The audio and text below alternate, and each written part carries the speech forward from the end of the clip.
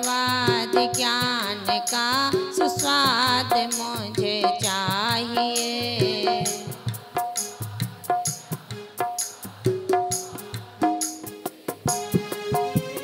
वागीश्वरी मात आप शिव साधना प्रदान।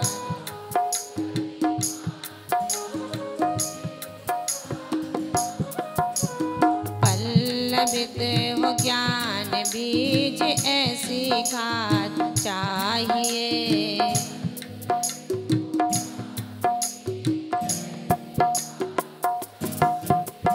वंदना चरण की आज कर रहे हैं बार बार।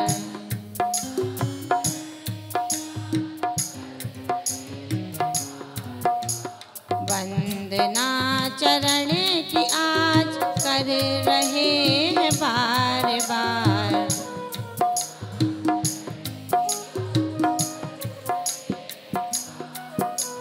ज्ञान की हो पूर्णता वो केवल ज्ञान चाहिए।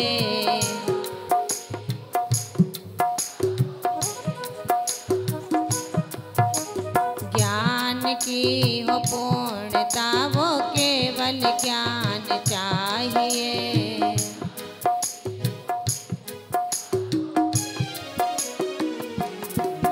वो ज्ञान की हो पूर्णता वो केवल ज्ञान चाहिए।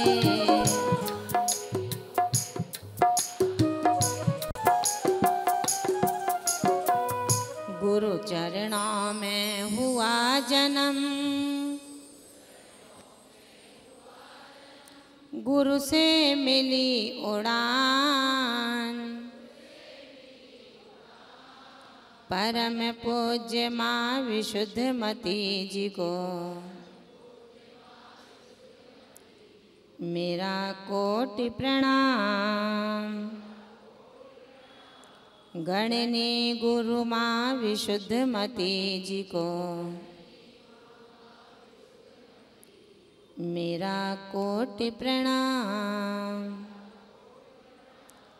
जबले आदि ब्रह्मा तीर्थंकर आदिनाथ भगवान की, चैतन्य चमत्कारी तीर्थंकर श्री पाशनाथ भगवान की, शासन नायक तीर्थंकर श्री महावीर स्वामी की, 1452 गणधर स्वामी की, परम पूज्य वात्सल्य रत्नाकर आचार्य श्री विमल सागर जी महाराज की, परम पूज्य तपस्वी सम्राट आचार्य श्री सन्मत सागर जी महाराज की, परम पूज्य गुरुदेव आचार्य श्री निर्मल सागर जी महाराज की, परम पूज्य गुरुदेव आचार्य श्री भरत सागर जी महाराज की, परम पूज्य सिद्धांत रत्न भारत गौरव गणनी आर्यका श्री विशुद्धमती माता जी की, द्वादशांगमय जिनवाणी माता की, गणधर वलय माँ स्त्रोत की, श्रीमद जैन धर्म की।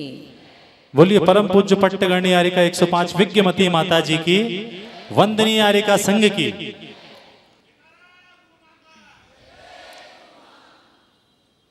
मार्गदर्शिका, शिक्षा दीक्षा प्रदात्री, परम पूज्य गुरुवर्य गणनी आर्यका श्री विशुद्धमती माता जी के श्री चरणों में वंदनामि निवेदित करती हूँ। मंचासीन स्नेही आर्यका छुल्लिका माता जी त्यागी वृंद, उपस्थित नगर गौरव समाज रत्न गंगवाल साहब,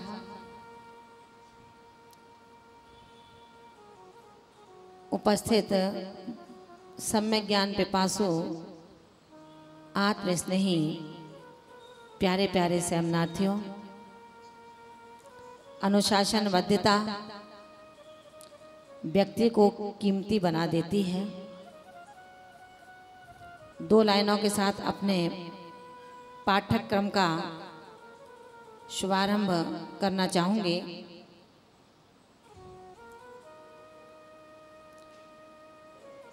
पाए जन्म हजारों इस जीव ने जगत में, पाए जन्म हजारों इस इस जीवने जगत में मिलता है तन मनुज का उसको कभी कभी पाए जन्म हजारों इस जीवने जगत में।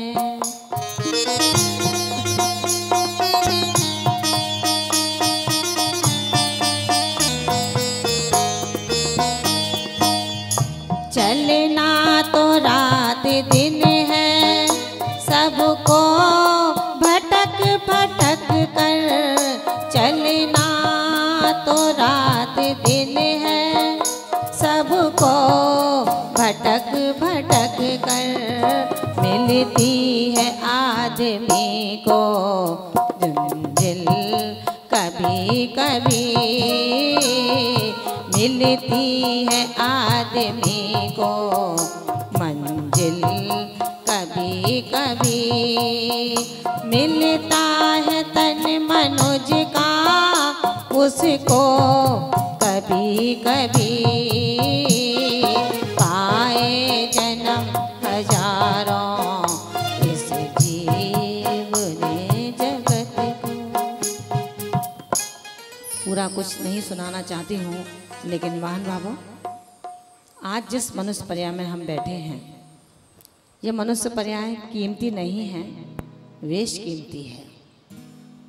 पंकज भैया, ये मनुष्य पर्याय कीमती नहीं है, वेश कीमती है।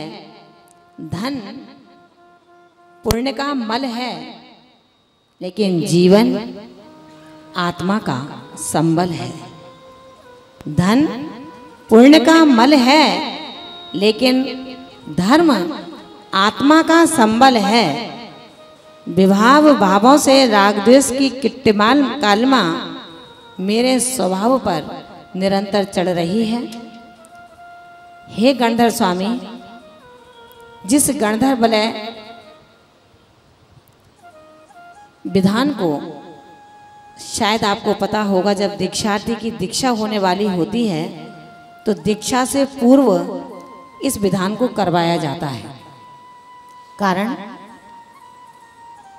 कारण इसलिए कि दीक्षार्थी के दीक्षा संबंधी सारे विघ्नों का परिहार हो जाए।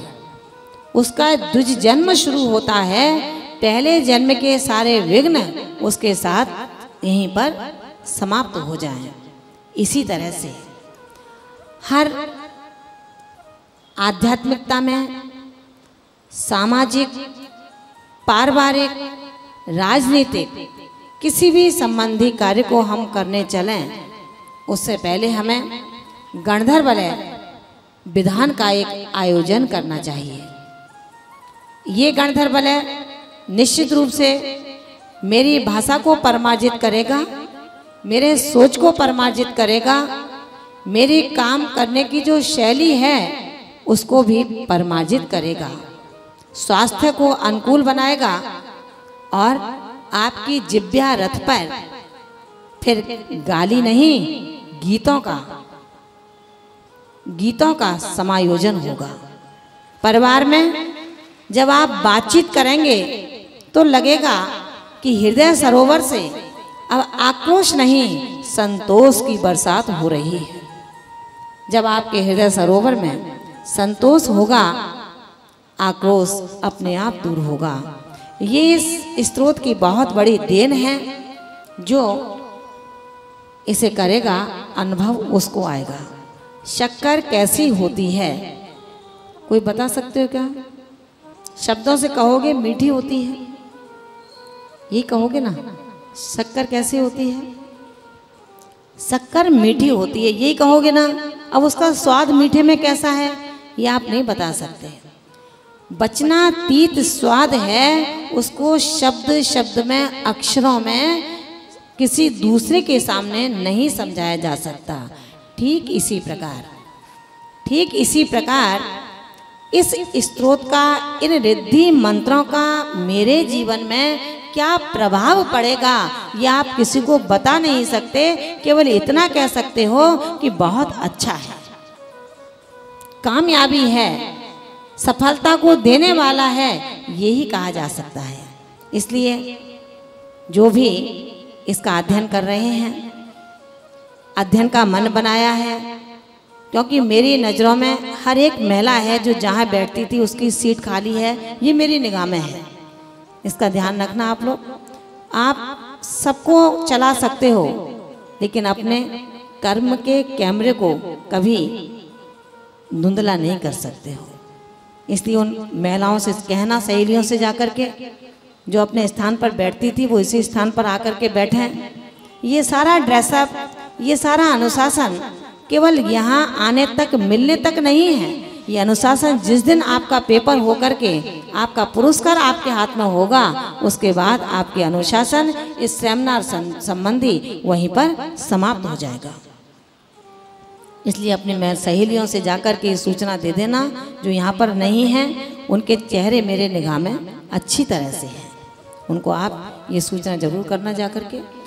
आज हम अब शुरू करते हैं इस गणधर्वलय सभागार में गणधर्वलय स्तोत्र का उच्चारण संवेद स्वरों के साथ हृदय हिमालय से जो निर्गत होगा और मेरे प्राणों के अंदर अनुगूंज करता हुआ समा जाएगा। एक साथ संवेद स्वरों में कितने काव्य हुए अभी? 3 काव्यों का वाचन यहाँ पर अपन करेंगे सब मिलकर के। जिनान जीता रति गणान, हम उनको नमस्कार क्यों करते हैं, क्यों उनकी स्तुति करते हैं, क्या है उनके पास जो हम लेने के लिए मचलते हैं। इस काव्य नंबर 3 में सिर्फ यही बताया गया है। 2 प्रकार के मनः पर्याय ज्ञान से जो युक्त होते हैं, द्विधा मनः पर्याय चित्त प्रयुक्तान। 2 प्रकार का मनः पर्याय ज्ञान कौन सा है? ऋजुमति और विपुलमति। ऋजुमति मनः पर्याय ज्ञान जो प्रतिपात होता है, ऋजुमति प्रतिपात मतलब गिरता है, छूटता है, लेकिन विपुलमति अप्रतिपाती होता है। कैसा होता है? अप्रतिपाती, कभी छूटता नहीं है। ऋजुमति दूसरों के मन में जो सरल बात होती है उसको सहजता से जान लेता है, मगर विपुलमति सहज और वक्र दोनों परिणामों को जानता है। तो ऐसे दोनों ही मनः पर्याय ज्ञान से जो युक्त हैं, और क्या विशेषता है उनके अंदर? अपन नमस्कार कर रहे हैं, उनकी स्तुति कर रहे हैं, क्यों करते हैं कि हे प्रभु, आपके अंदर जो गुण समाविष्ट हैं, आपके अंदर जो प्रतिभाएं हैं, आप जो गुण संपन्न हैं, उनमें दुर्गुण संपन्न गुण विपन्ना, आपके उन गुणों की प्राप्ति के लिए स्तुति करना चाहता हूँ। आप दोनों प्रकार के मनः पर्याय ज्ञान से युक्त हैं। 10 पूर्व और 14 पूर्वों के आप ज्ञाता हैं। इतना ही नहीं, अष्टांग निमित्त के आप बहुविध ज्ञानी हैं। अष्टांग निमित्तक हैं और कुशल शास्त्रज्ञ हैं, यानी कि तर्कना शक्ति आपकी बहुत जबरदस्त है। यही कारण है कि आप स्याद्वाद अनेकांत का मंडन करते हैं और षट दर्शन का खंडन करते हैं। कैसा होता है जैन धर्म? इस धर्म के अंदर पैकिंग अच्छी नहीं है, लेकिन माल बहुत अच्छा है। पाश्चात्य संस्कृति के लवादे में हम सब ढके हुए हैं। पश्चिमी सभ्यता का जो हमारे ऊपर भूत सवार है, ये पश्चिमी सभ्यता हमारी सभ्यता और संस्कृति को बिल्कुल तिरोभूत किए हुए है। लेकिन हमें ये मान करके चलना है, भगवान महावीर के शासन को किसके अंदर इतनी शक्ति है जो उसे झुका पाएगा। उन्होंने अपनी दिव्य देशना में कहा है कि पंचम काल के अंतिम समय तक इस धरती पर चतुर्विध संघ मौजूद रहेगा तो रहेगा। लोग चाहें कि मैं देखूं कैसे रह सकता है, कितने भी आ जाएं। जब समोषण महावीर का लगा, गणधर के अभाव में कैसे वाणी खिरे। समोषण लग गया, 12 सभाएं लगी थी, हर कोठे में अपने अपने कोठे में भव्यात्मा विराजमान थी। रोज आते थे, रोज जाते थे। 1 दिन, 2 दिन, 10 दिन, 65 दिन बीत गए, लेकिन भगवान का सदुपदेश सुनने को नहीं मिला। अतृप्त कंठ, अतृप्त कर्ण रंध्र मचल उठे, कैसे होगा मेरे आत्मा का सर्वोत्थान। प्रभु की दिव्य देशना हमको नहीं मिल रही। कर्ण रंध्र रुधे जा रहे थे, रूठे जा रहे थे। वहां पर भी तीर्थंकर पार्श्वनाथ स्वामी के चरणों में दीक्षित 5 मुनिराज मौजूद थे।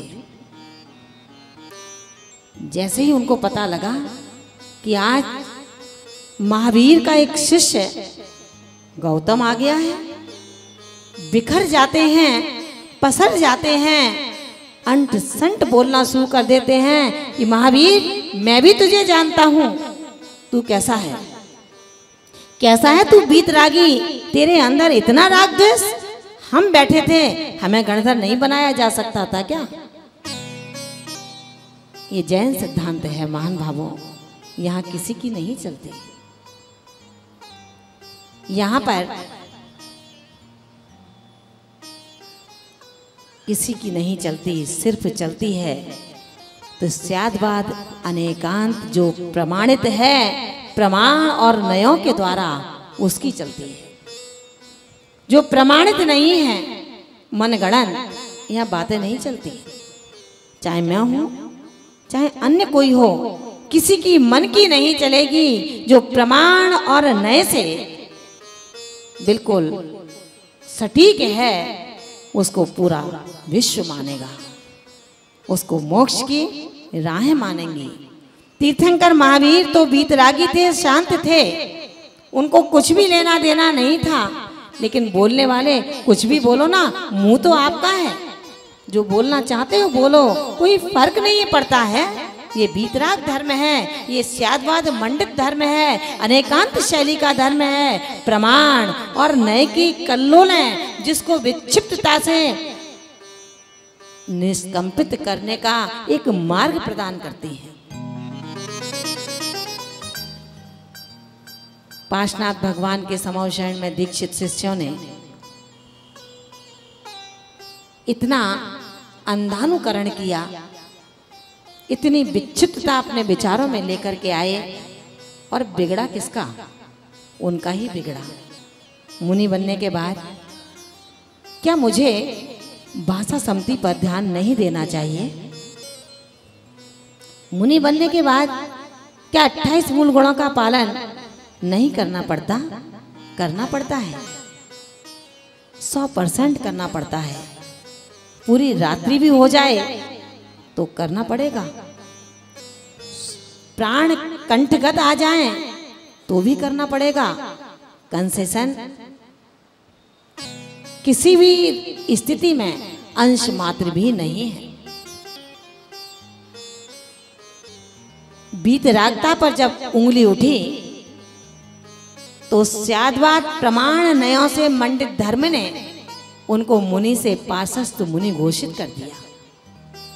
पार्श्वस्थ मुनि बन गए, भेष वही है, लेकिन परिणाम भावों से गुण स्थानों से नीचे आ गए। जब गुण स्थान ही नहीं रहे तो ये भेष क्या करेगा? हर सम्यक दृष्टि आत्मा अपने सम्यक श्रद्धान का बखूबी से रक्षण करता है। आपके तिजोरी में रखे हुए नोट, रत्न, सोना, चांदी कोई कीमत नहीं है, मिट्टी है। लेकिन तुम्हारे पास जो श्रद्धान है वो बेश कीमती है। वो श्रद्धान यदि टूट गया तो समझना आपके भवांतर टूट चुके हैं। ऐसा श्रद्धान जिस श्रद्धान के लिए पुराण भरे पड़े हैं, समय हमें चाहिए उन पुराणों को उठा करके अपने प्राणों में समा लो। हमें समय नहीं है, लेकिन समय आपके समय को आगाज दे रहा है, आवाज लगा रहा है कि उठो, समय को समय से, समय के लिए, समय के द्वारा पहचानो और इसको पहचान के समय को प्राप्त हो जाओ। महान भावों, श्रद्धा मत टूटने देना। दुनिया रूठ जाए चलेगा, प्रभु रूठ जाए चलेगा, गुरु नहीं रूठना चाहिए। गुरु रूठ जाएगा, सुलह के रास्ते खत्म हो जाएंगे, आगे बढ़ने के रास्ते बंद हो जाएंगे। मित्र के रूठने पर कोई फर्क नहीं पड़ेगा, परिवार टूटेगा कोई फर्क नहीं पड़ेगा, समाज छूट जाएगी कोई फर्क नहीं पड़ेगा।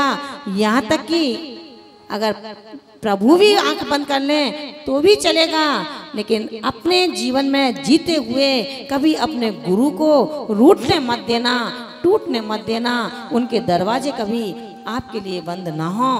पुरुषार्थ ये करना, उतना ही वजन उठाओ जितना उठा सकते हो, उतने ही बोल बोलो जिसको निभा सकते हो।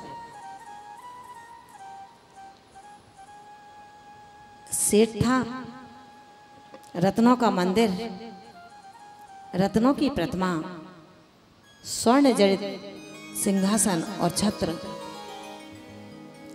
जो चोर होता है उसकी दृष्टि होती है अपने काम पर। सेमिनार चल रहा है, सबकी दृष्टि अलग अलग है, भिन्न भिन्न मताबलम्बी है। एक अध्ययन के लिए आते हैं, एक यहाँ का वैभव देखने के लिए आते हैं, एक वैभव को मैं कैसे प्राप्त करूं उसके लिए आते हैं। सबके दृष्टिकोण अलग अलग हैं। उस सेठ ने जब मंदिर बनाया, प्रतिमाएं रत्नों की थी, स्वर्ण जड़ित सिंहासन और छत्र थे। दृष्टि बिगड़ जाती है, विचार चलता है, जो जैसा होता है उसके विचार वैसे ही आते हैं।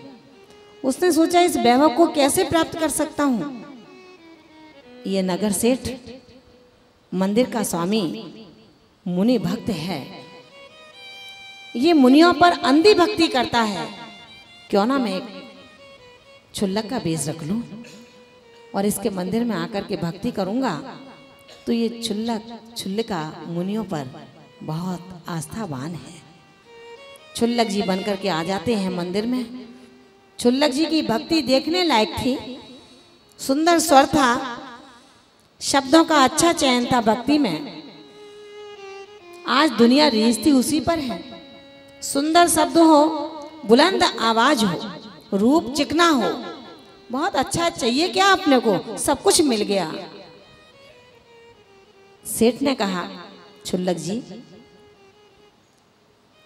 आप मुझे बहुत ही प्रभु भक्ति में निष्ठावान प्रतीत होते हो। मुझे यहाँ से कुछ समय तक के लिए बाहर जाना है। इस मंदिर में आप प्रवास करना, मंदिर की भी सुरक्षा रहेगी और आपका भी यहाँ पर जो भक्ति चल रही है इसका भी काल पूरा हो जाएगा।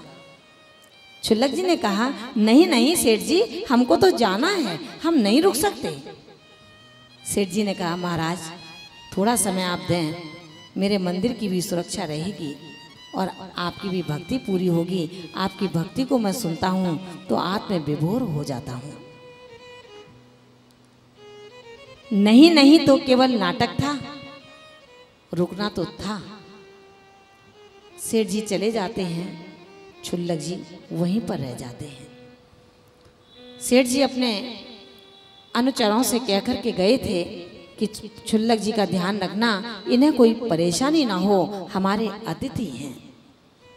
चले जाते हैं, नगर के बाहर एक धर्मशाला में रात्रि विश्राम करते हैं।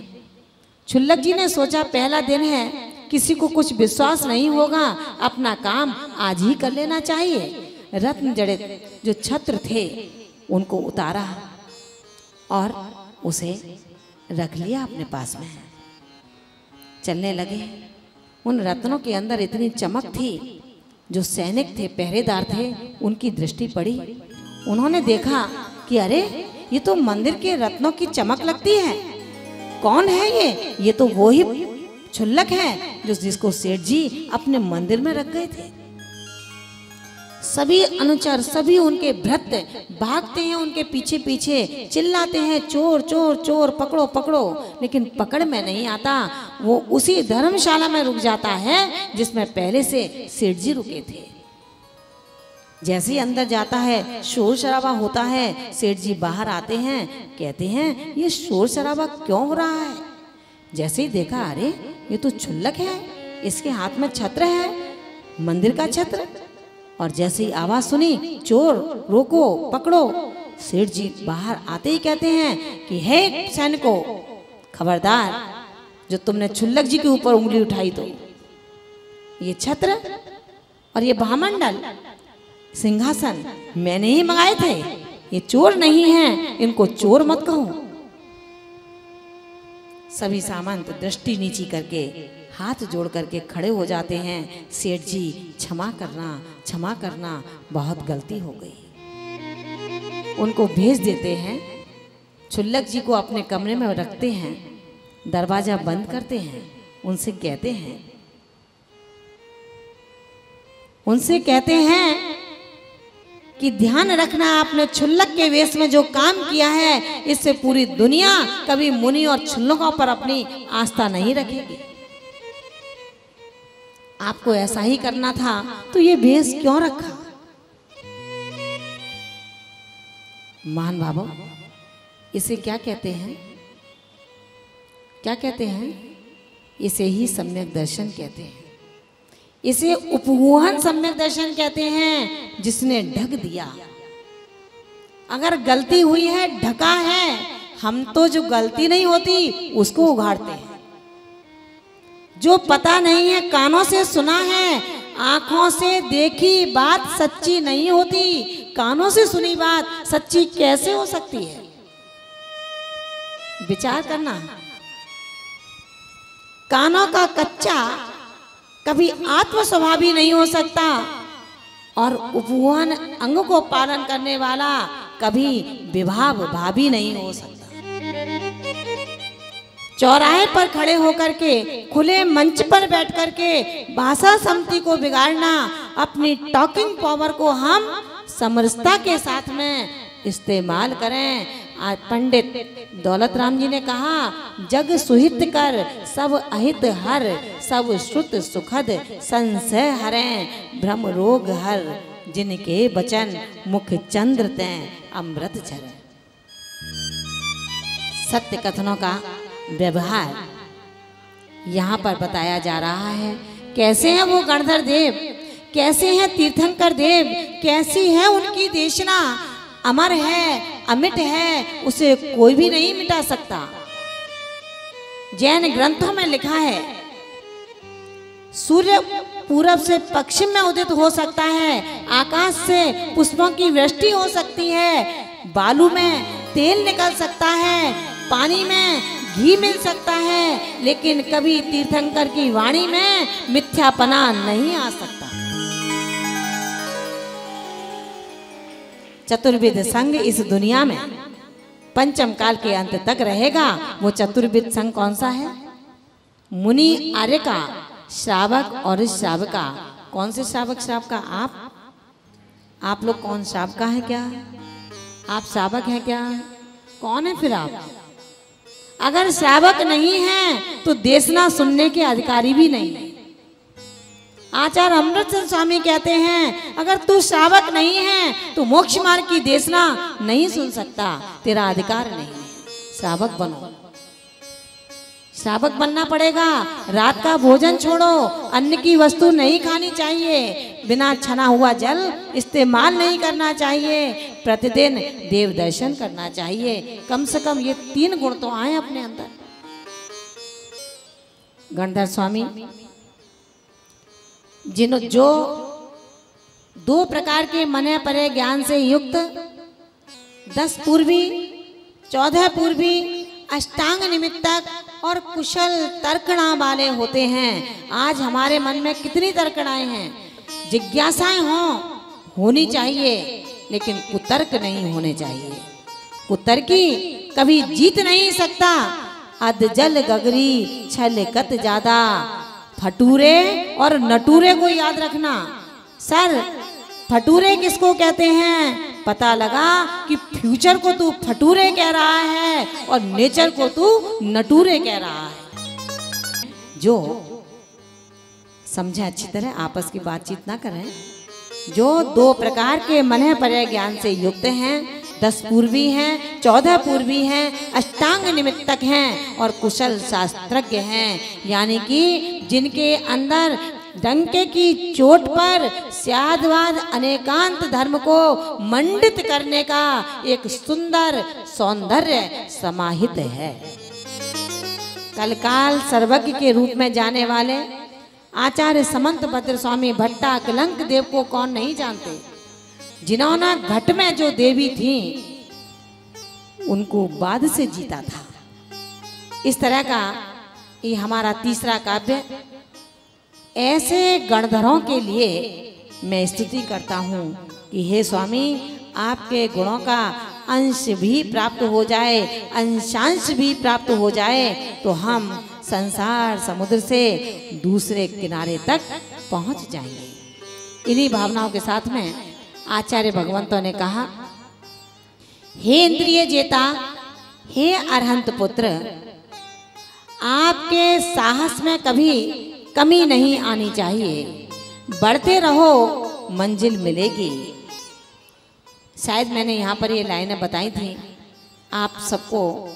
जो आते थे धर्मशाला में प्रवचन में, कम लोग आते थे। कम लोग भी मेरे लिए बहुत अच्छे हैं। कम आते हैं, लेकिन मुझे लगता है कि आप सब पढ़ाने वाले हैं और मैं पढ़ने वाली हूँ। आप पढ़ने वाले नहीं हैं, आप सब मेरे टीचर्स हैं।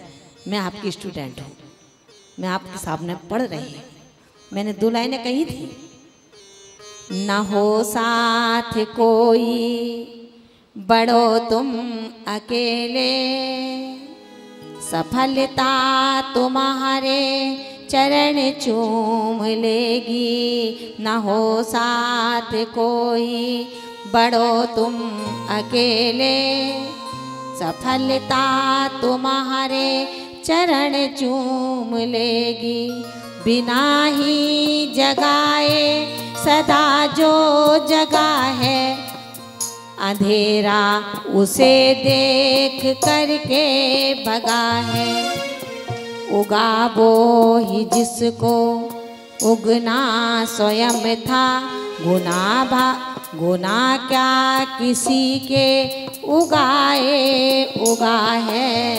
अगर उग सको तो उगो सूर्य से तुम, प्रखरता तुम्हारे चरण चूम लेगी। कभी मत सोचो मित्रों कि मेरे मित्र साथ देंगे, उसी रास्ते पर मैं चलूँगा।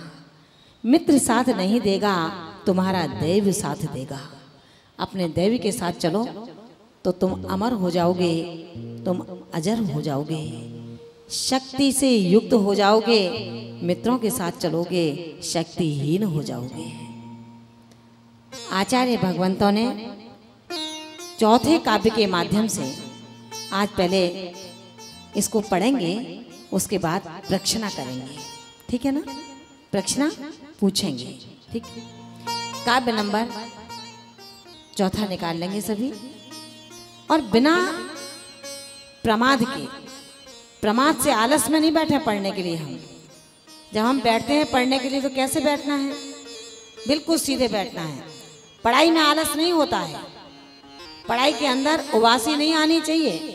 पढ़ाई के अंदर आंखों में नींद नहीं आनी चाहिए। नींद आती है तो समझो आपके या तो विषय समझ में नहीं आ रहा अथवा आपका पढ़ने में मन नहीं लग रहा। इसलिए बिल्कुल अलर्ट, शांति से बैठेंगे और हम काव्य नंबर चौथे का पाठ्यक्रम का शुभारंभ करेंगे।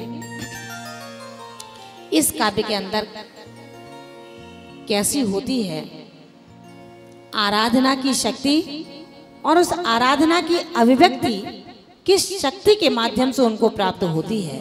अगर हम भी चाहते हैं ये शक्ति हमें भी मिले तो निश्चित रूप से आपको मिल सकती है, लेकिन आप उस शक्ति का इस्तेमाल सबसे पहले किसके ऊपर करोगे? बंटी भैया, ये शक्ति मिल जाए अपने पास तो किसके ऊपर करेंगे? मुझसे बात होती है युवा वर्ग की, यहाँ की नहीं बात कर रही, हर जगह युवा वर्ग जुड़ता है, मेरी बात होती है, मैं भी मनोरंजन पूछ लेती हूँ, भैया ये चीज़ मिल जाए तो आप क्या करोगे? तो कहते हैं माता जी सबसे पहले अपने दुश्मनों को उड़ाएंगे, दुश्मन नहीं रहेगा तो दुनिया में कुछ नहीं है। लेकिन जिनको ये शक्ति मिलती है वो दुश्मनों को उड़ाते नहीं हैं, वो दुश्मनों को मित्र बना लेते हैं, मित्र बनाते हैं। हमको सीना सीखना है, उगाड़ना फाड़ना नहीं सीखना। फाड़ना तो बहुत सरल है, उसको फिर जोड़ना बहुत कठिन है। कहा है ना, रहीमन धागा प्रेम का मत तोड़ो चटकाए, टूटे से फिर ना जुड़े, जुड़े गांठ पड़ जाए। बर्फ को और रिश्तों को अगर बरकरार रखना है तो क्या चाहिए? ठंडक, ठंडक चाहिए, तेजी नहीं चाहिए। आइस को रखना है तो अग्नि के पास रखोगे खत्म हो जाएगी।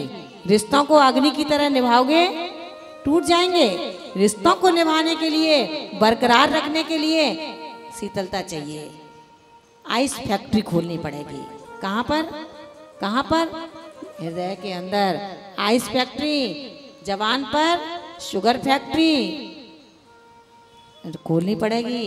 जब ये खोलोगे तो रिश्ते लंबे समय तक चलते रहेंगे। ये रिद्धियाँ, ये शक्तियाँ दिव्य जो प्राप्त हुई ये साधना से मिली। आइए हम भी उसी साधना के क्षेत्र में चलेंगे और प्रारंभ करेंगे आज का काव्य नंबर 4। विकुर्वणाखिर्दि महाप्रभावान,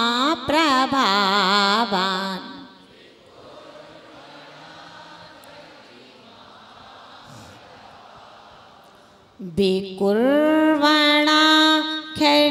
महाप्रभावान,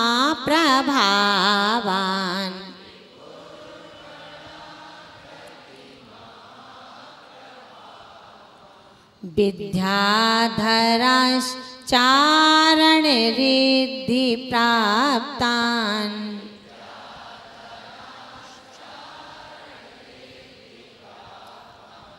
विकुर्वणाखिर्दि महाप्रभावान्,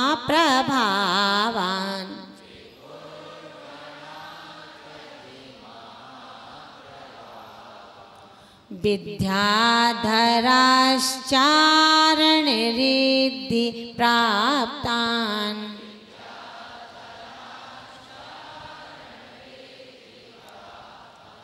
विकुर्वणाखिर्दि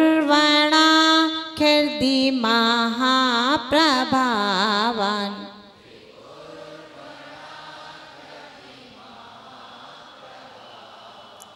विद्याधराश्चारण रिद्धि प्राप्तान्,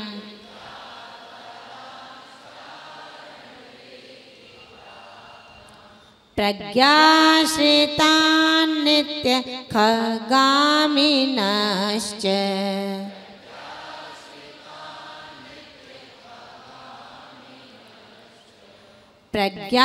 प्रज्ञाश्रितान् नित्य खगामिनश्च,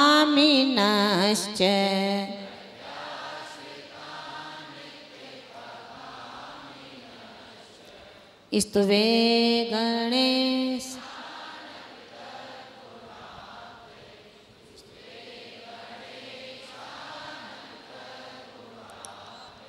विकुर्वणाखिर्दि महाप्रभावान्,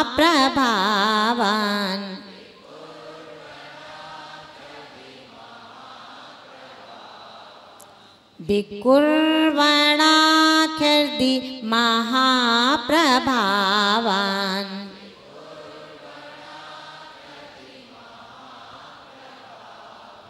विद्याधराश्चारण रिद्धि प्राप्तान्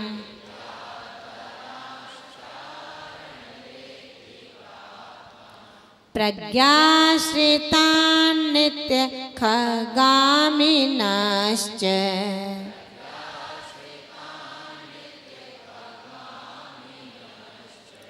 प्रज्ञाश्रितान् नित्य खगामिनश्च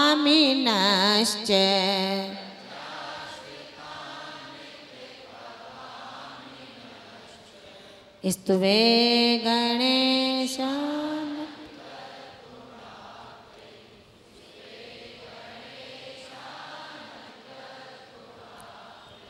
विकुर्वणाखिर्दि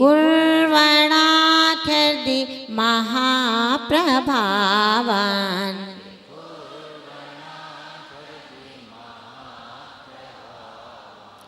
विकुर्वणाखिर्दि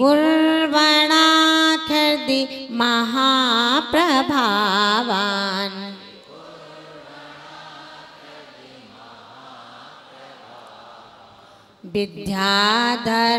विद्याधराश्चारण रिद्धि प्राप्तान्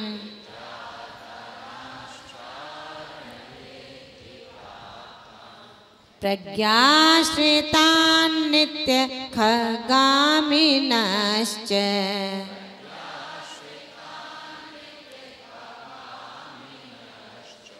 प्रज्ञाश्रितान् नित्य खगामिनश्च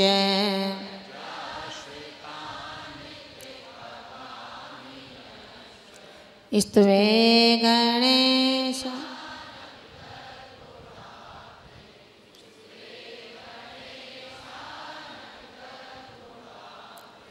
विकुर्वणाखिर्दि महाप्रभावान्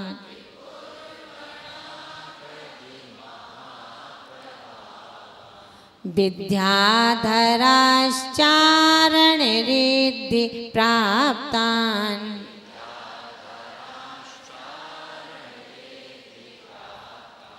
प्रज्ञाश्रितान् नित्य खगामिनश्च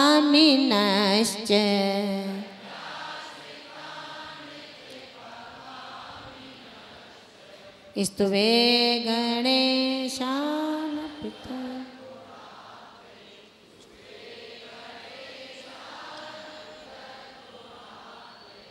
उच्चारण में कहीं बाधा हो तो पुनः एक बार बुलवाया जाए। बोलिए, एक बार और बुलवा दें। चलिए। विकुर्वणाखिर्दि महाप्रभावान्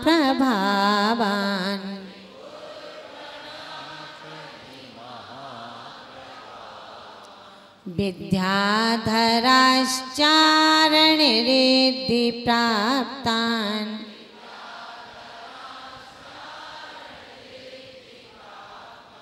प्रज्ञाश्रितान् नित्य खगामिनश्च। तो संस्कृत कठिन नहीं लग रही होगी, लग रही है क्या? अभी भी नहीं लग रही। यहाँ पर कहा गया है महाप्रभावान। क्या कहा है? महाप्रभावान। महाप्रभावान का मतलब महान प्रभावशाली। क्या कहा? महान प्रभावशाली। कौन? विकुर्वणा खिर्दि। खिर्दि माने रिद्धि। विकुर्वणा माने विक्रिया नामक रिद्धि। कैसी है? महान प्रभावशाली है। समझ में आया भैया? समझ में आ गया आपके?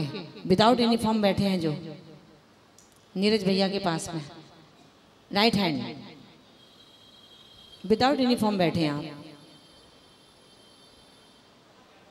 मिली नहीं आपको? अभी मिली नहीं है, कोई बात नहीं। अच्छा, कोई ऐसे हैं जिनको मिल गई है फिर भी विदाउट यूनिफॉर्म बैठे हैं? ऐसे हैं क्या कोई? हाथ ऊंचे करें वो अपने। क्यों हैं भैया आप? मिल गई फिर क्यों हैं आप? ये अनुशासन है इस क्लास का, ध्यान रखना आप। कल से आप अपने ड्रेसअप में आएंगे, मुझे कहना नहीं पड़े, यही अनुशासन है। ये मैंने अपनी जिंदगी में अपने गुरु माँ से 34 वर्ष में सीखा है। अनुशासन कहते किसे हैं? डंडे की चोट पर रखती थी हमें वो अपने साथ में। उनकी आंखों में इतना डिसिप्लिन था कि हम कुछ नहीं कर सकते थे। आज उसका परिणाम है कि आज हम उनके बगल में बैठे हैं। इसलिए ध्यान रखना, हमारा कोई भी कार्यक्रम होता है, अधिवेशन में भी बहुत निरस्त लोग आते हैं, हम उन्हें भी आउट कर देते हैं। आप विदाउट यूनिफॉर्म, जो यहाँ का डिसिप्लिन है उसका पालन करना हमारा परम कर्तव्य होता है। इसलिए आप अपने बस्ते के साथ आएंगे, बस्ता इसीलिए दिया गया है, उसको लेकर के आएंगे, अपने ड्रेसअप में आएंगे, समय पर आएंगे, ठीक है ना। महान प्रभावशाली है कौन? विक्रिया रिद्धि। महान प्रभावशाली यानी कि महाप्रभावान, महाप्रभावशाली। विकुर्वणाकृति, विक्रिया रिद्धि के धारक, विद्याधरान, विद्याधर। चारण रिद्धि प्राप्तान, चारण रिद्धि को प्राप्त चा, और प्रज्ञाश्रितान, प्रज्ञावान, जो प्रज्ञा के आश्रित हो गए हैं, जो प्रज्ञा के आश्रित हो गए हैं, ले लिया है अपने आश्रित जिसको, ऐसे वो प्रज्ञावान। नित्य खगामिन, नित्य माने हमेशा, ख माने आकाश में, गामिन माने गमन करने वाले। समझ में आया? क्या कहा? जो विक्रिया रिद्धि है उसको कैसा बता दिया? कैसा बताया? महान प्रभावशाली। कौन है महान प्रभावशाली? विक्रिया रिद्धि। महान प्रभावशाली विक्रिया रिद्धि के जो धारक हैं। एक चैप्टर क्लोज, ठीक है। अब विद्याधरान, विद्याधरान माने जो विद्या के धारक है। दो बातें हो गई। तीसरी बात क्या बताई? चारण रिद्धि प्राप्तान, जो चारण रिद्धि को प्राप्त हो चुके हैं। चारण रिद्धि प्राप्तान, जो चारण रिद्धि को प्राप्त हो चुके हैं। प्रज्ञाश्रितान, जो प्रज्ञावान हैं, जो प्रज्ञावान हैं। च माने और, च माने और, नित्य ख गामिन, नित्य माने हमेशा, ख माने आकाश में गमन करने वाले हैं। जो हमेशा आकाश में गमन करने वाले हैं। ऐसे कौन? आकाशगामी। आकाशगामी मुनि का नाम सुनते ना अपन। नित्य ख गामिन है, जो हमेशा आकाश में गमन करने वाले हैं। चार सब्जेक्ट हैं, एक विक्रिया रिद्धि, एक विद्याधर, एक चारण रिद्धि, एक प्रज्ञावान और एक आकाश गामिन। ये कौन होते हैं? गणधर स्वामी। वैसे ये अलग अलग भी प्राप्त होती है। किसी को चारण रिद्धि हो जाती है, किसी को प्रज्ञा श्रमण बन जाता है, कोई विद्याधर बन जाते हैं, कोई विक्रिया रिद्धि को प्राप्त कर लेते हैं। लेकिन हे गणधर स्वामी, आपने तो इन चारों को ही आत्मसात कर लिया है। इसलिए मैं ये चाहता हूँ इन चार में से प्रत्येक का एक एक अंश आप मुझे दे दीजिए, तो भी मैं खुश हो जाऊंगा। हे प्रभु, आपके इन गुणों को प्राप्त करने के लिए तद माने उनके, किनके? गणेशानपि, गणधर देवों के गुण आपते, गुणों की प्राप्ति के लिए स्तुवे, स्तवन करता हूँ, स्तुति करता हूँ, वंदना करता हूँ। समझ में आया? एक बार और देखेंगे। महाप्रभावान, महाप्रभावान, जो महान प्रभावशाली है। कौन? विकुर्वणा खैर्दी, विक्रिया रिद्धि, महान प्रभावशाली है। कैसी है महान प्रभावशाली? विक्रिया रिद्धि कभी पढ़ी है क्या? कभी नहीं पढ़ी? रोज पढ़ते हो, रोज पढ़ते हो। नित्या प्रकंपाद्भुत कैवलोघा, स्फुरन मन परिय शुद्ध बोधा, दिव्यावति ज्ञान बल प्रबोधा, स्वस्थे क्रियासु परमर्श। पढ़ते हो ना? अणिम्न दक्षा कुशला महिम्नि, लघिम्न शक्ता कृतिनो गणिम्नि। पढ़ते हो ना? बस यही विक्रिया रिद्धि है। अपन पढ़ते नहीं है, पढ़ डालते हैं। अगर पढ़ लिया होता तो आज कहते हाँ हम पढ़ते हैं।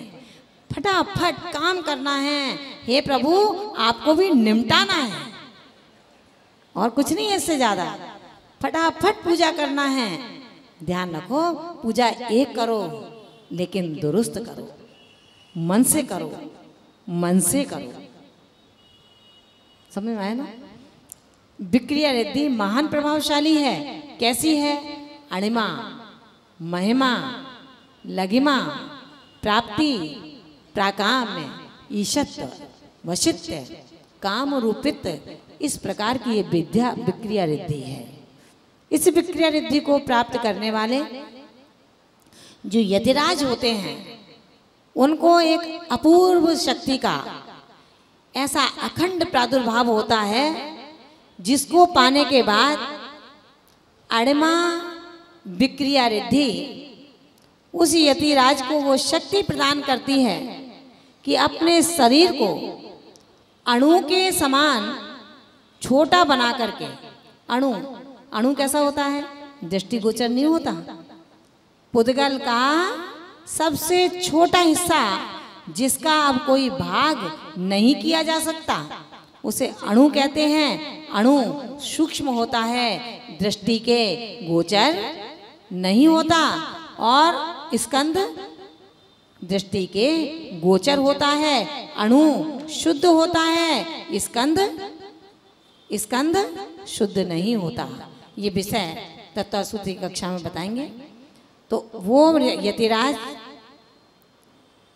आप पढ़ोगे तो बताएंगे, जबरन नहीं है। डरना मत कि माता जी एक निमट नहीं पाया, दूसरे का ऑफर आ गया। ऑफर नहीं आया आपके पास। मेरी बात है, मैं पढ़ती हूँ तो सोचती हूँ आपको भी बैठा लूँ साथ में, और कुछ नहीं है। और कमेटी भी डरे नहीं, आगे का कार्यक्रम नहीं है। पर्युषण पर्व के अंतर्गत निश्चित रूप से आप धर्मात्मा बनेंगे, आप बधैया जैनी बनेंगे। जैनी होते ना, बधैया जैनी, सदैया जैनी, लड़ैया जैनी, मरैया जैनी, जो मरण के समय आते हैं केवल बैठक में, तिये की बैठक में, उससे पहले मंदिर नहीं आते कभी, वो मरैया जैनी होते हैं। और एक लड़ैया जैनी है जो गुल्लक खुलती है, मीटिंग होती है, जब कोई काम होता है तभी आएंगे, वैसे मंदिर से कोई लेना देना नहीं है, तुम कुछ भी करते रहो। वो लड़ैया जैनी है, आओ बाहुओं को तान करके आते हैं, खोलो गुल्लक, मैं बैठा हूं ना सामने, कौन क्या कहता है। लड़ैया जैनी होते हैं। बधैया जैनी वो होते हैं कि 10 दिन में सब कुछ छोड़ देते हैं, ना बाजार जाते हैं, ना दुकान जाते हैं, ना मोबाइल रखते हैं, धोती दुपट्टे में सच्चे पुजारी बन करके रहते हैं। वो बधैया जैनी होते हैं। और सदैया जैनी आप लोग बैठे हुए हो, ये सब सदैया जैनी बैठे हो। बेचारे मार खा खा करके बैठना पड़ा, लेकिन बैठना पड़ा। नहीं मार खाई ना, मैंने खाई थी इसलिए कह रही हूँ। मुझे चेता दिया था इन लोगों ने कि माता जी कोई कोशिश मत करो, बगीचे के सपने भूल जाओ, 60 शरणार्थी बैठ जाएं बहुत बड़ी बात है। ये तो बंटी भैया हैं, पुरुषोत्तम जी हैं, इनसे मैंने कहा भैया क्या स्वाद है यहाँ का। बोले क्या मतलब? बोले माता जी आप तो करो, जो होगा सो होगा। कंधे मजबूत होते हैं तो उड़ानों में दम होती है, कहा गया है। कुछ नहीं कहूंगी आगे। केवल अणिमा रिद्धि, अणिमा विक्रिया रिद्धि जिसके पास में है वो अणु के बराबर अपने शरीर को कर लेते हैं और छिद्र में प्रविष्ट होकर के बाहर निकल जाते हैं। अणिमा रिद्धि करने से बहुत फायदा है। यदि चोर आ जाए तो दीवार में छेद करना और निकल जाना, निकल जाएंगे। अणमा रिद्धि वाले करनी है किसी को क्या? हाथ ऊंचे करो, किसको चाहिए? हाँ देखो लालू भैया को देखो, आप बनिया आएंगे, इसे चाहिए भैया, मिल जाएगी। दीक्षा की डेट निश्चित करनी पड़ेगी, केश लुंचन करना, कपड़े उतारना, 28 मूल गुणों का महाव्रतों का अनुष्ठान होगा, आपको रिद्धि होगी, मैं आपको गारंटी दे रही हूं। बता देना, अभी विजयदशमी आ रही है, दीक्षा हो सकती है, अच्छा मुहूर्त है, अनुसूजा मुहूर्त है, जिसको लेनी हो बता देना, ग्वालियर का इतिहास बन जाएगा।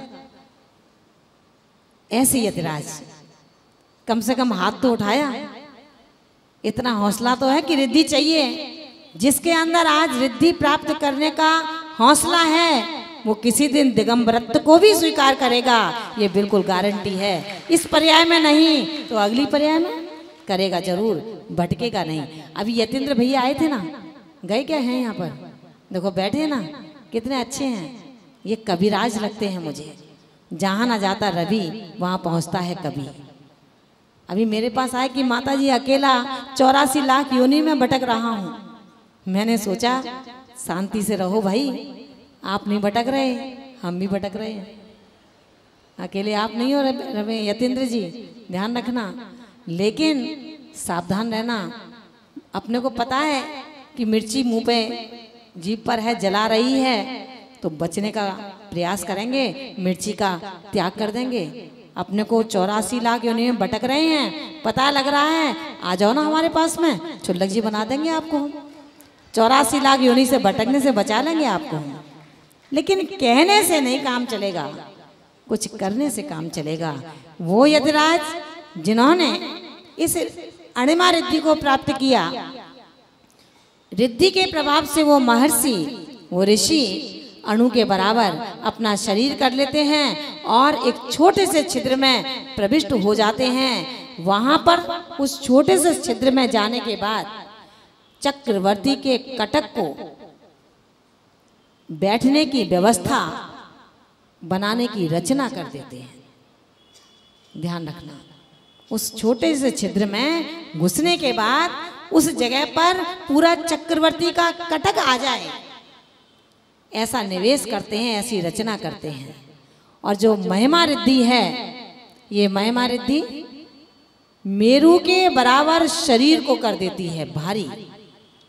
कौन सा मेरू? सुमेरु पर्वत 1 लाख योजन का है ना, उसे उठा सकते हैं अपन। सब ग्वालियर के लोग चले जाएं, उठा के ले आएंगे क्या ग्वालियर में? बंटी भैया ला सकते हैं? नहीं ला सकते, कोई बात नहीं, लघुता दिखा रहे हैं अपनी। इतना बड़ा समोषण लगा दिया। ध्यान रखना, कल ये तीर्थंकर के समोषण के लिए 100 धर्म बनेंगे। बनेंगे तभी जब जैनी बनेंगे। जैन से काम नहीं चलेगा।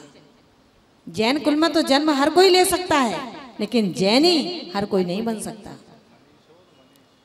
ऐसे मुनिराज जो मेरू के समान भारी अपना शरीर कर लेते हैं, वो महिमा विक्रिया रिद्धि का प्रभाव होता है। और जो लघिमा है, वायु के समान हल्का शरीर कर लेते हैं, वायु की तरह आकाश में उड़ते रहते हैं, वो लघिमा विक्रिया रिद्धि का प्रभाव होता है। गरिमा रिद्धि जो होती है, वज्र से भी अधिक अपना भारी शरीर कर लेते हैं, उससे कोई हिला नहीं सकता। कल्पांत काल की प्रचंड पवन भी यदि ज्वलंत हो जाए तो उस गरिमा विक्रिया रिद्धि धारी ऋषि को टस से मस नहीं कर सकती। जबकि उस कल्पांत काल वायु से तो, झंझावात वायु से मेरू पर्वत तक हिल सकने का साहस कर सकता है। प्राप्ति रिद्धि होती है, जमीन पर खड़े रहने के बावजूद भी वो अपनी चिट्ठी उंगली से सूर्य और चंद्रमा का स्पर्श कर सकते हैं। कौन सी रिद्धि है? प्राप्ति रिद्धि। प्राप्ति विक्रिया रिद्धि जमीन पर, धरती पर खड़े होकर अपनी इस शरीर को अंगुली के अग्रभाग से चंद्रमा और सूर्य को स्पर्श करने की शक्ति उसे प्राप्त हो जाती है। प्राकाम्य रिद्धि, जिस रिद्धि के प्रभाव से पृथ्वी में जल पर पृथ्वी पर समान चलना और पृथ्वी पर जल के समान चलना, ये शक्ति प्राप्त होती है।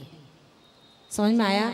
जल के समान पृथ्वी पर जो उठना, जैसे जल में अपन स्नान करते हैं तो कभी ऊपर नीचे हाथ करते हैं ना, तो कभी अंदर चले जाते हैं, कभी ऊपर आ जाते हैं। ये प्राकाम्य रिद्धि का बहुत बड़ा प्रभाव है इस सूखी धरती पर।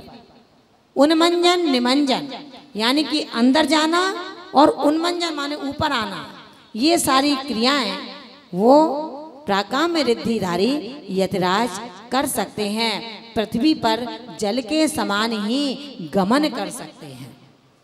अपन लोग कर सकते हैं क्या? नहीं कर सकते, लेकिन प्राकाम्य विक्रिया रिद्धिधारी यतिराज ऐसा करते हैं। ईश्वत रिद्धि का तात्पर्य है, ईश्वत रिद्धि से हमें वो वैभव प्राप्त होता है जिस वैभव के लिए आज सब परेशान है। परेशान है ना आप लोग? इस वैभव के लिए सब परेशान हैं कि मेरी आज्ञा का पालन सब करें, मेरे वशीभूत सब रहें, मैं सबका वशीकरण कर लूं।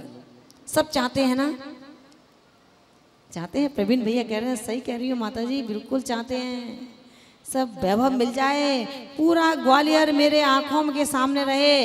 एक बार कहूँ सिट डाउन तो पूरा ग्वालियर सिट डाउन हो जाए। चाहते हो ना? कौन कौन चाहते हैं? सब चाहते हैं। मिलेगा, मिलेगा। ईशत्व विक्रिया रिद्धि जब आपको प्राप्त होगी तो केवल ग्वालियर नहीं, मध्य प्रदेश नहीं, पूरा 3 लोग आपके वश में होगा। ये पूरे जगत को वशीकरण करने वाली एक ऐसी वशित्व विक्रिया रिद्धि है जो तीनों लोगों पर अपना एक साथ संचालन करता है। और वशित्व रिद्धि है जिसके तप बल के प्रभाव से सभी प्राणी उसके वश में हो जाते हैं। याद है ना वश में कौन हुए थे? याद है ना? किस किस को याद है? उत्तम क्षमा के प्रवचन को सुना था क्या? महाराज जी यहाँ विराजमान थे 2 साल से। उत्तम क्षमा का प्रवचन किया था क्या? तेरा तुझको अर्पण। अब मत झाड़ना, यहीं झाड़ के चले जाओगे तो मुझे बहुत फायदा होगा, लेकिन आपको बहुत नुकसान होगा। इसको झाड़ना मत, ये झाड़ने वाली चीज नहीं है। प्राइज मिलता है ना, अच्छी तरह ले जाते हो, ये भी पुरस्कार है। तो वो वशित्व रिद्धि काम रूपित रिद्धि है।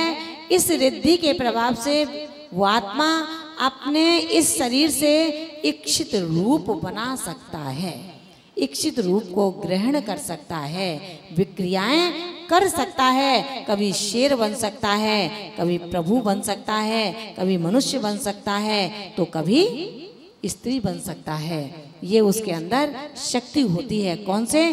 काम रूपित विक्रिया रिद्धि। समझ में आया? सबके समझ में आ गया? द्वारा बताना तो नहीं पड़ेगा क्या?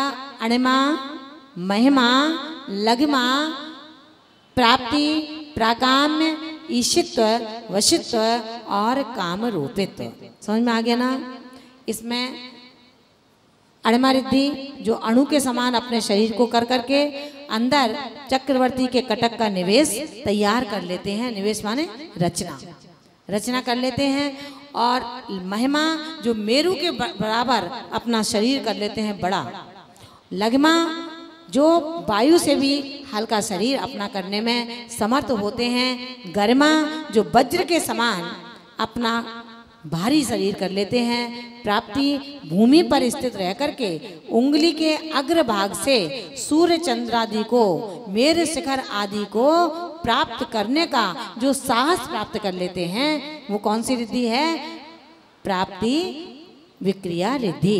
प्राकाम्य रिद्धि जिस रिद्धि के प्रभाव से जल के समान पृथ्वी पर उन्मंजन निमंजन क्रिया को करता है। और पृथ्वी के समान जल पर गमन करने का जो साहस प्राप्त कर लेते हैं। ईशत जिससे सब तीनों लोकों पर जिसका प्रभुत्व एक समान चलता है। वशित जिसके तत्व के प्रभाव से प्राणी मात्र उसके बस में हो जाया करता है। काम रूपित जिसके वृद्धि के प्रभाव से इच्छित रूप को बनाने की सामर्थ्य जिसको प्राप्त हो जाती है। समझ में आया? इसलिए विक्रिया रिद्धि कैसी है? महाप्रभाव। देखिए पुरुषोत्तम जी भाई साहब ने बताया है महाप्रभावान। समझो आप, ये विषय हर किसी के पढ़ने का है। पुरुषोत्तम जी बैठे हैं, कमेटी बैठी है, ये बहुत बड़ी बात है। कहीं कमेटी बैठती नहीं है, लेकिन मुझे बहुत गौरव है कि जब जब जहाँ जहाँ शिविर लगा है वहाँ की पूरी कमेटी इस शिविर के अंदर बैठी है और यहाँ पर भी है। और उन्होंने जवाब दिया कि ये विक्रिया रिद्धि कैसी है? महाप्रभावशाली है। अब विद्याधरान यानी कि विद्याधर, विद्याधर कैसे होते हैं? विद्या जो होती हैं इसके 3 भेद हैं। विद्या के 3 भेद हैं, जाति विद्या, कुल विद्या और तप विद्या। जाति विद्या का तात्पर्य है जो मातृ पक्ष से प्राप्त होती है। जाति माँ से चलती है, कुल पिता से चलता है। जो जाति यानी कि मातृ पक्ष से प्राप्त होती है वो जाति विद्या कहलाती है। पिता के पक्ष से प्राप्त होती है वो कुल विद्या कहलाती है। और जो उपवास साधना करके प्राप्त होती है वो तप विद्या कहलाती है। अब समझ में आया ना? जाति विद्या जो मातृ पक्ष से प्राप्त होती है, कुल विद्या जो पिता के पक्ष से प्राप्त होती है, और तप विद्या जो उपवास साधना आदि से प्राप्त होती है वो कौन सी? तप विद्या कहलाती है। समस्त विद्याओं से जो कार्य लेने की इच्छा नहीं करते, चाहे जाति विद्या हो, चाहे कुल विद्या हो और चाहे तप विद्या हो, उस विद्या से जो कार्य लेने की इच्छा नहीं करते, केवल अज्ञान निवृत्ति के लिए उन्हें धारण करते हैं, वो विद्याधर जिन कहलाते हैं। बाकी विद्याधर कहलाते हैं। जो इसके लोभ में नहीं है, इन विद्याओं से मुझे कुछ कार्य कराना है, इन विद्याओं से किसी का अच्छा और बुरा करवाना है, जहाँ ये कुछ भी भावनाएं नहीं है, वो विद्याधर जिन कहलाते हैं। कालांतर में इन विद्याओं के माध्यम से साधना की चरमोत्कर्षता को प्राप्त होकर के अपने स्वाभाविक आत्म स्वरूप को प्राप्त हो जाते हैं, स्वस्थ हो जाते हैं। समझ में आया ना? और इसके बाद में अब चारण रिद्धि। चारण रिद्धि कैसी है? जल, जंघा, तंतु, फल, पुष्प, बीज, आकाश और श्रेणी। कितने हुए? 8। ये 8 भेदों से चारण रिद्धि पहचानी जाती है। जल जंघादि 8 का अवलंबन लेकर जो गमन करने में कुशल होते हैं। अब तंतु पर कैसे चलेंगे? अपन चल सकते हैं क्या? वृक्ष के तंतु पर कोई चल सकता है क्या? नहीं चल सकते ना। लेकिन ये चारण रिद्धि धारी यतिराज उस तंतु पर भी ऐसे गमन करते हैं कि जैसे एक मार्ग पर गमन कर रहे हो, एक सड़क पर गमन कर रहे हो। उस तंतु को कोई बाधा नहीं होती। जब पुष्प पर बन चल सकते हैं क्या? नहीं चल सकते ना। जैसे ही पैर रखोगे पुष्प बेकार हो जाएगा, उसका मुरझा जाएगा, खत्म हो जाएगा।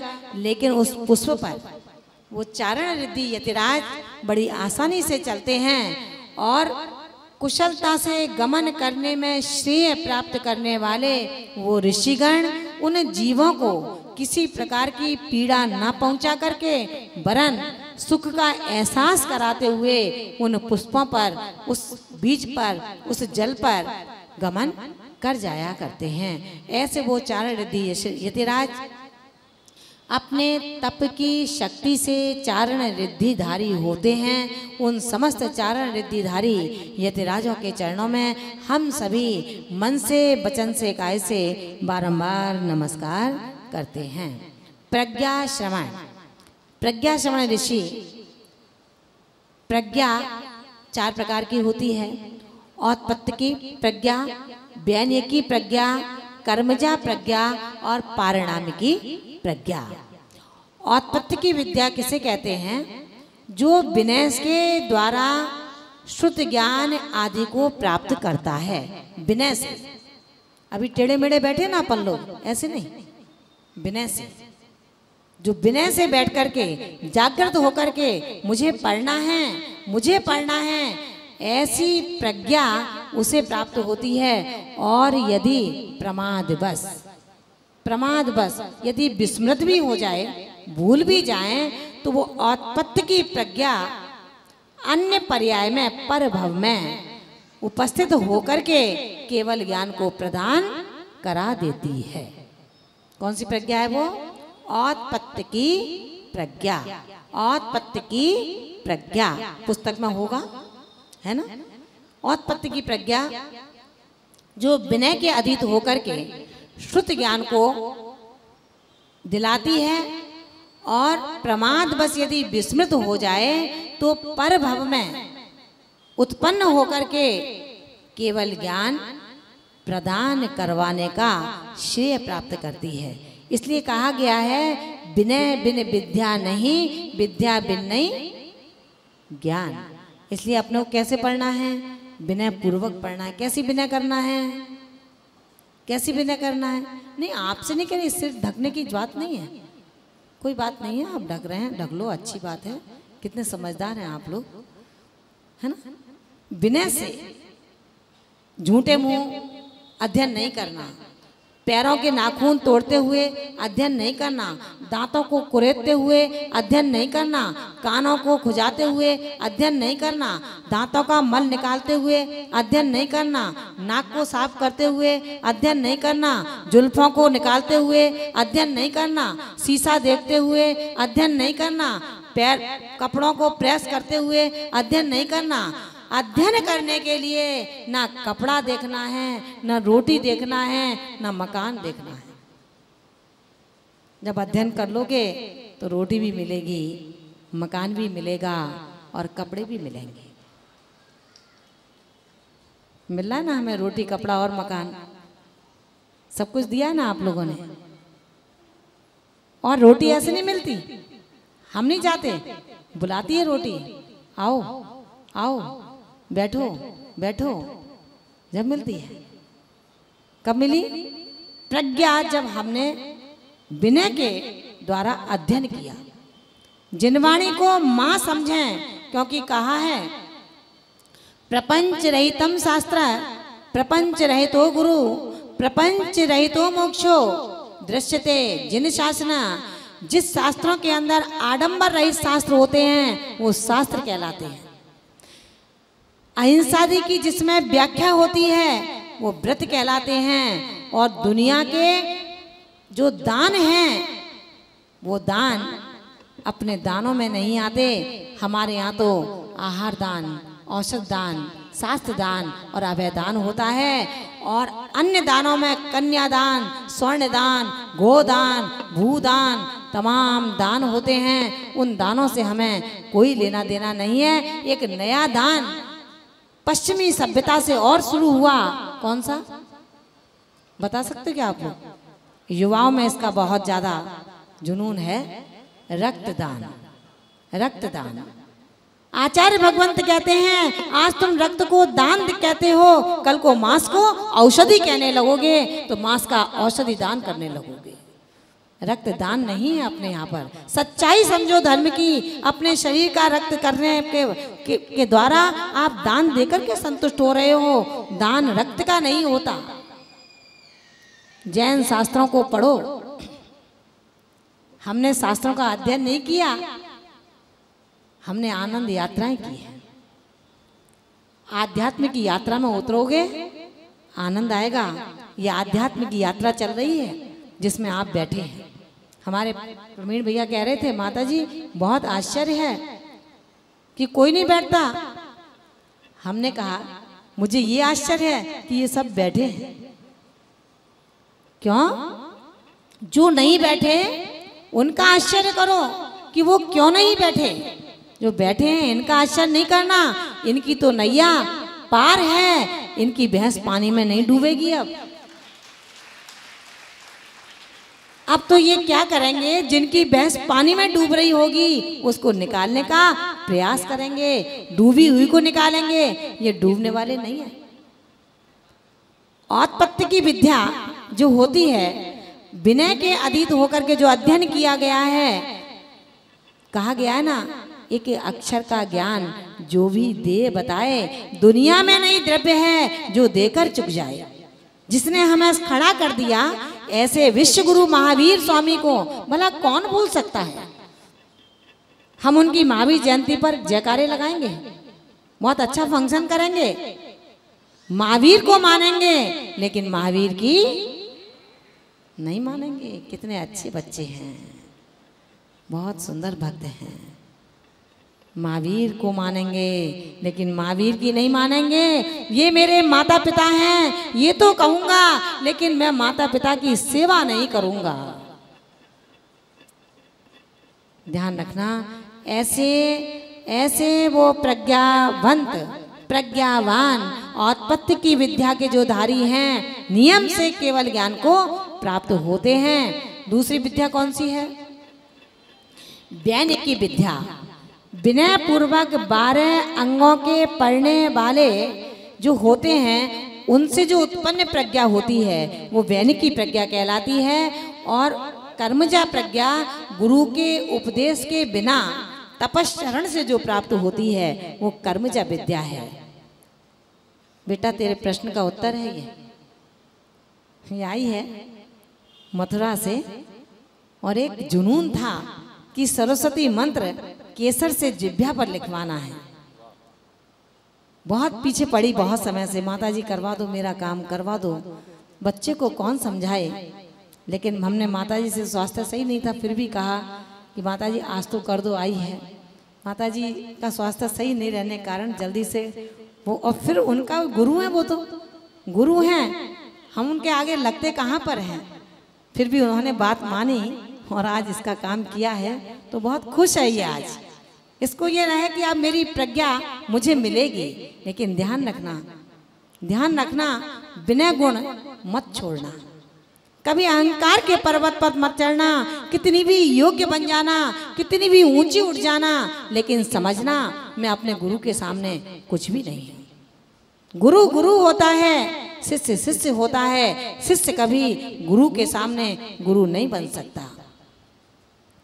ऐसी जो प्रज्ञा प्राप्त की बिना गुरु के उपदेश से, ये गुरुओं का आशीर्वाद है। जब कर्म मैंने किया, पुरुषार्थ मैंने किया, विनय आपने किया, तो आप कर्मजा प्रज्ञा से प्रज्ञावंत बनेंगे। और ये कर्मजा प्रज्ञा आपको एक दिन औत्पत्ति की प्रज्ञा प्रदान कराने में कभी पीछे नहीं हटेगी। पारणामिक की प्रज्ञा अपनी अपनी जाति विशेष से जो उत्पन्न बुद्धि होती है। जाति विशेष का तात्पर्य समझ रहे हैं ना? जिसके पिताजी सोने की दुकान करते हैं, जिसके पिताजी वैद्य हैं और पीढ़ी दर पीढ़ी से ये चलता आ रहा है, तो बच्चे अपने आप उसी में निष्णात हो जाते हैं। देखा है ना कभी? अगर आपके यहाँ पर कपड़े की दुकान चल रही है पीढ़ी से दर पीढ़ी, तो छोटे छोटे बच्चे भी कपड़ा नापना सीख जाएंगे, वो ग्राहक को चलाना सीख जाएंगे। तो ये क्या है? ये कर्मजा प्रज्ञा है, जो अपनी अपनी जाति विशेष से उत्पन्न बुद्धि स्वयमेव आगे बढ़ती चली जाती है। इस प्रकार वो प्रज्ञा श्रवण इन चारों विद्याओं से जो निष्णात होते हैं, वो प्रज्ञा श्रवण कहलाया करते हैं। समझ में आया? 4 प्रकार की प्रज्ञा, औत्पत्ति की, वैनिक की, पारिणामिक की और कर्मजा। औत्पत्ति की विद्या जो विनय के द्वारा अधीत होकर के जो शुद्ध ज्ञान को धारण करते हैं। प्रमाद बस यदि कभी भूल जाते हैं तो अगले भाव में, अगले पर्याय में आकर के वो प्रज्ञा उपस्थित होती है और केवल ज्ञान की प्राप्ति करा देती है। वैनिकी की प्रज्ञा जो विनय के द्वारा 12 अंगों का अध्ययन करते हैं वो वैनिकी की प्रज्ञा कहलाती है। जो वैनिकी की प्रज्ञा औत्पत्ति की प्रज्ञा से कभी ना कभी मिला देती है। पारणामी की प्रज्ञा जो अपने गुरु के कर्मजा प्रज्ञा जो गुरु के उपदेश के बिना विनय के माध्यम से ही तपस्रण के माध्यम से उत्पन्न होती है। और कर्म और ये जाति प्रज्ञा अपनी अपनी जाति के माध्यम से पारणामी की प्रज्ञा कहलाती है। ये पारणामी की प्रज्ञा भी अपने आप में छोटी मोटी प्रज्ञा नहीं है। बच्चे वो बहुत सौभाग्यशाली होते हैं जिनके माता पिता योग्य होते हैं, जिनके माता पिता की योग्यता से उनको संस्कार मिलते हैं, अपना स्वयं का भाग्य और फिर माता पिता की संगति। किसी के माता पिता योग्य नहीं हो पाते तो बच्चे योग्य होते हुए भी अपने योग्यता को सामने नहीं ला पाते हैं।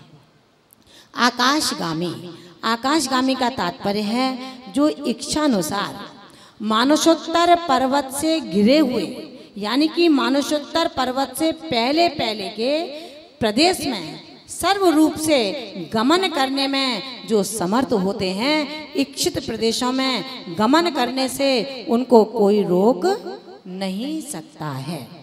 मानसोत्तर पर्वत का उल्लंघन नहीं कर सकते क्योंकि ये नियम है। औदारिक देहधारी कभी मानसोत्तर पर्वत के उधर नहीं जा सकता।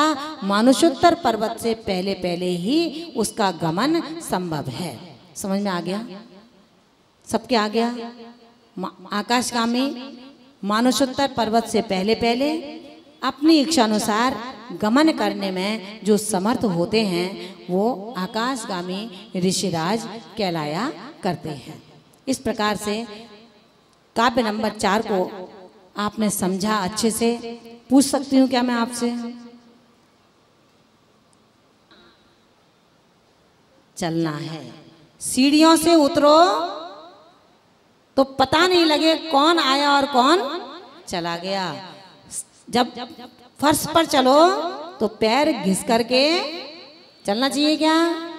अपन कैसे चलते हैं? भोजन कैसे करते हैं? भोजन कैसे करते हैं? चप चप या चुप चुप? कैसे करते हैं?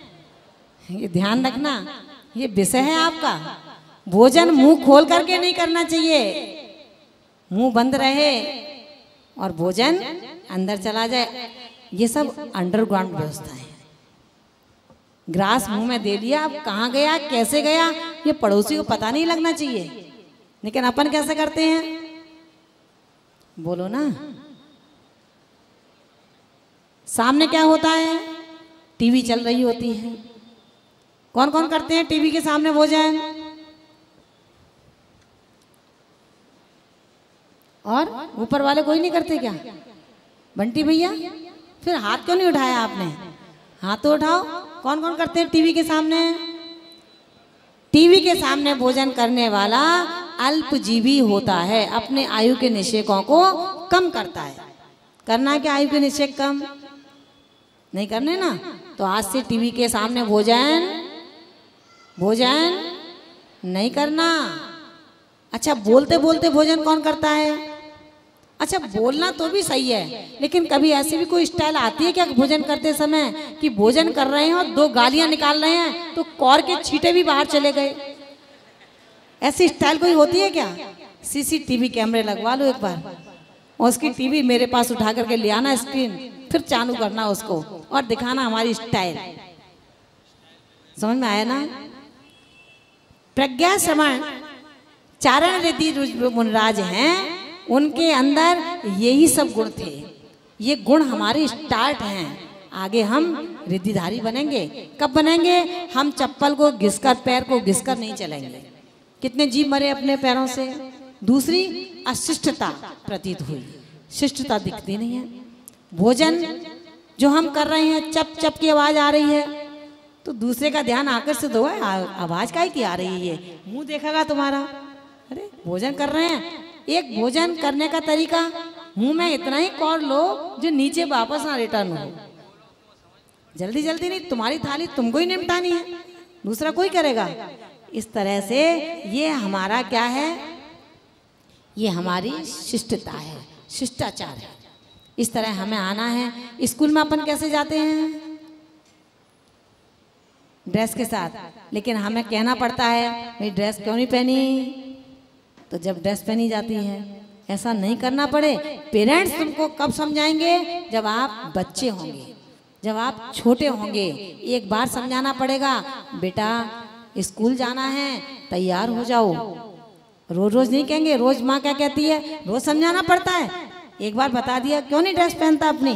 कहती ना माँ, फिर माँ बुरी लगती है कि माँ मुझे डांटती है। माँ डांटती नहीं है, माँ प्यार करती है, लेकिन बच्चा उसको डांट समझता है। तो क्या करना है अब अपने को? इन रिद्धियों को पढ़ करके हमें भी इन रिद्धियों के द्वारा शिक्षा लेनी है। क्या शिक्षा लेनी है? टीवी के सामने भोजन, अगर टीवी के सामने भोजन करोगे तो क्या नुकसान है अपने को? अगर बकरा कटता है तो आप बकरे को काटने में सहभागी हैं, चित्र आ जाएगा। अब बंद करोगे जब तक तो वो निकल जाएगा और आप भोजन करते रहोगे। कहीं बैल की बलि लग रही है, चित्र आ गया सामने, तो आपको पता थोड़ी कौन सा चित्र इसके बाद आएगा। अगर आप पारस चैनल खोल करके बैठे हैं और चाय की चुस्कियां ले रहे हैं और सांधारा हो रही है, तो आपको दोष लग गया। तो क्या करना है? एक काम करना है। क्या काम करना है? या तो खा लो या पालो। समझ में आया ना? इस तरह से अब हम इसका हिंदी का पाठ निकालेंगे। ध्याय गणधर गुरुवर को आज, पाए सब सुख संपत्ति साम्राज्य, व्याधि संकट सब टल जाए। जप कर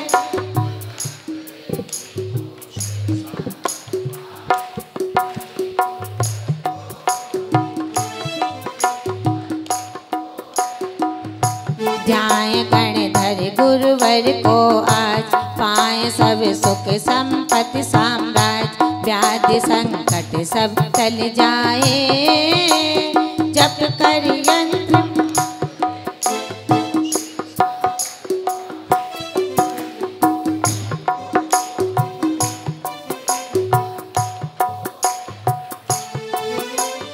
महाप्रभावी विक्रिया रिद्धि इनके शोभित होती। विद्याधर चारण रिद्धि धारक, मुनि मुक्ति के मोती। ये तो अतिशय प्रज्ञावान, नित्य ही गगन में गमन प्रधान। कि गणधर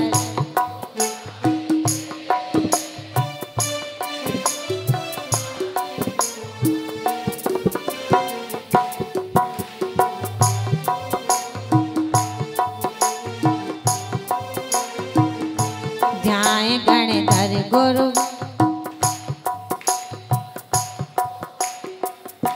गणधर गुरु को ध्याएंगे।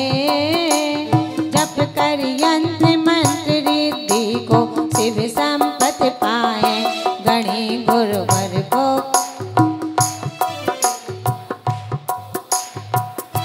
गणे गुरुवर को कोटि नमन, रिद्धि मंत्रों को है प्रणय। नमो अरिहंताणं, नमो सिद्धाणं, नमो आयरीयाणं, नमो उवज्जायाणं, नमो लोए सव्यसा, नमो जिणाणं, नमो ओहि जिणाणं, नमो परमोहि जिणाणं, नमो सब्बोहि जिणाणं,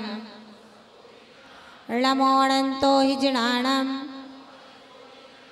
नमो कोटिबुद्धीणं, नमो बीजबुद्धीणं, नमो पदानुसारिणं, नमो सभ्यन्नसोदाराणं, नमो स्वयं बुद्धाणं, नमो पत्तेय बुद्धाणं, नमो बोह्य बुद्धाणं, नमो उज्मदीणं, णमो व्यूलमदीणं णमो दशपुब्बियाणं णमो चौदशपुब्बियाणं णमो अट्ठङ्गमहानिमित्तकुशलाणं णमो विब्बणपत्ताणं णमो विद्याहराणं णमो चारणाणं णमो पर्णसमणाणं णमो आगासगामीणं णमो आसीविसाणं णमो डिट्ठिविसाणं णमो उग्गतवाणं णमो दिट्टितवाणं णमो तत्तवाणं णमो महातवाणं णमो घोरतवाणं णमो घोरपरक्कमाणं णमो घोरगुणाणं णमो घोरगुणबम्बयारीणं णमो आमोसैपत्ताणं णमो खेल्लोसैपत्ताणं णमो जल्लोसैपत्ताणं णमो बिट्टोसैपत्ताणं णमो सव्वोसैपत्ताणं णमो मणबलीणं णमो बचबलीणं णमो कायबलीणं णमो क्षीरसवीणं णमो सप्तसवीणं णमो महुसवीणं णमो अमणसवीणं णमो अक्षीणमहानसाणं णमो वड्डमाणाणं णमो लोय सभ्यसिद्धाय दणाणं णमो वड्डमाण बुद्धिर्शिष्य। पृष्ठ पलट लेंगे अपना। जसन्तियं धम्म पाहम्णियञ्चे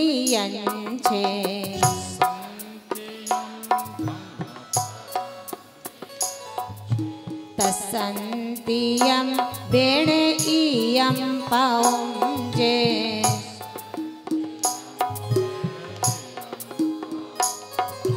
कायेन वाचा मनसा विवेचम्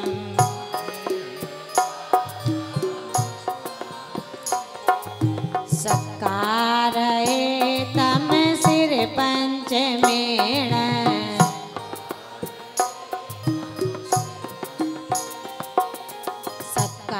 सत्कारयेतं सिर पंचमेण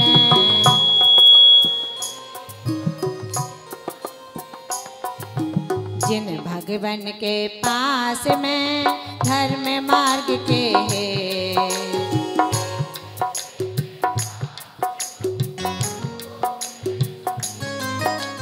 तन बच मन से भी सदा उनको विज्ञ प्रणाम।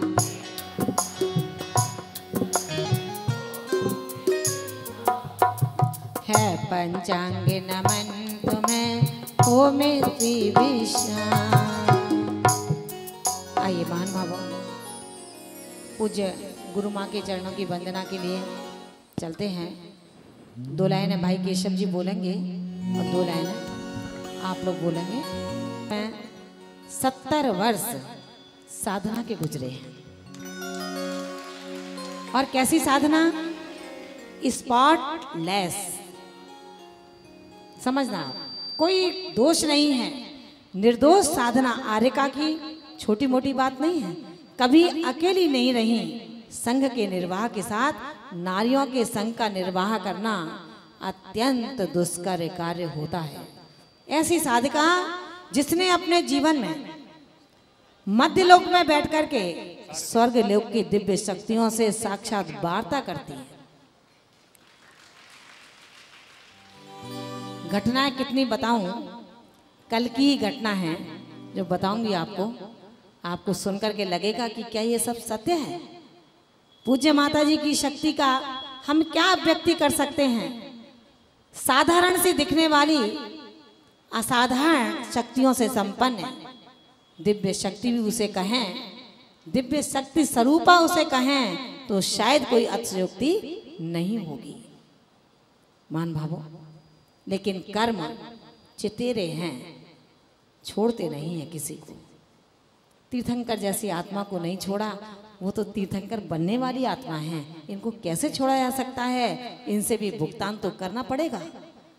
कर्म चल रहे हैं उनके, असाता का तीव्र उदय जिसे कहेंगे। सब कुछ योग्यता में प्रवीणता होते हुए भी आज कुछ नहीं कर पा रही है। हम सब बहुत कुछ करने का दम भरते हैं, कुछ नहीं कर पाते। कर्म बहुत बलवान होते हैं। ऐसी उस कर्म से जूझने वाली ऐसी योग्य साधिका, श्रेष्ठ साधिका, प्राचीन साधिका के चरण वंदना के लिए हम सभी चलते हैं। पूरे तल्लीनता के साथ, समर्पणता के साथ, एकाग्रता के साथ, हृदय हिमालय से निर्गत वो स्वर अनुगूंज हो जाएं, उन शब्दों की महिमा स्वर्गों में गुंजायमान हो। इन्हीं भावनाओं के साथ हो धन्य धन्यरो मैं नमो तुम्हें श्रद्धा पूर्वक, तुम पंचम गति का वर्ण करो।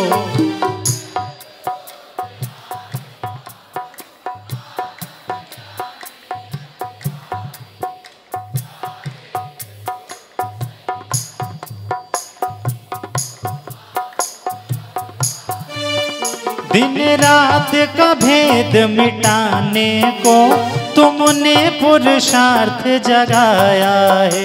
यहाँ काम क्रोध से शत्रु को माँ तुमने दूर भगाया है।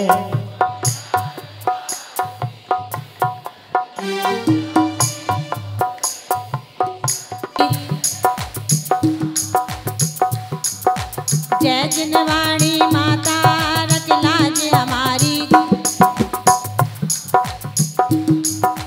आने के मैया मोरे कंठ विराजो, रख लाज हमारी। जय जिन